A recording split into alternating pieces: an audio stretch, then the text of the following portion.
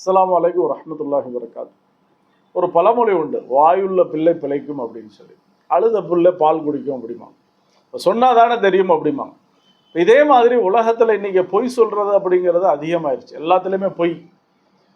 அதை சில நேரம் அந்த பொய்க்கு வேற மாதிரி வார்த்தைகளும் நம்ம வச்சுக்கிட்டோம். ஃபார்மாலிட்டிஸ், கையில் ஜேபில் காசு இருந்தாலும் இல்லாட்டினாலும் டீ குடிக்க வாங்கன்னு கூப்பிடுவோம், அல்லது டீ குடிக்க வந்துட்டா அல்லது அவரை வித்தியாசமாக பார்ப்போம். நபிஸல்லல்லாஹு சொன்னாங்க, மாலி அராக்கும் தஹாஃபுத்தூன ஃபில் கித்பி தஹாஃபுத்தல் ஃபிராஷி ஃபின்னார்.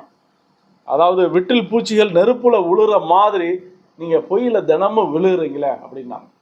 திருப்பி நபிஸல்லல்லாஹு சொன்னாங்க, இன்ன குல்ல கித்பின் மக்தூபத்துன் லா மஹாலா. ஒவ்வொரு பொய்யும் கண்டிப்பாக எழுதப்படும். இல்லா ஃபில் ஹர்ப். என்ன அப்படின்னா, ஒரு மனுஷன் போரில் மட்டும் பொய் சொல்லிக்கலாம் அப்படின்னா. ஏன்னா போரை பற்றி நபிஸல்லல்லாஹு சொன்னாங்க, அல் ஹர்பு ஹுதா. போர் அப்படிங்கிறதுல அதில் நிறைய ஏமாற்றம் இருக்குதுன்னு. அங்கே பார் அப்படின்னு சொல்லிட்டு ஒருத்தனை வெட்டுறது அந்த போருடைய இடத்துல தப்பு இல்லை அப்படின்னா. ஏன்னா போரில் எல்லாமே ஏமாற்றம் தான். எல்லா இடத்துலையும் எல்லா சூழ்நிலையும் எல்லா விதமான ஒரு பிரச்சனைகள் வந்துக்கிட்டே இருக்கு. இப்போ இஸ்லாம் சொல்லுது, போரில் நீங்கள் பொய் சொல்லிக்கலாம், மற்ற இடங்களில் பொய் சொல்லுவதை தவிர்த்து கொள்ளுங்கள் அப்படின்னு. வாஹிரு தவானா அல்ஹம்துலில்லாஹி ரப்பில் ஆலமீன்.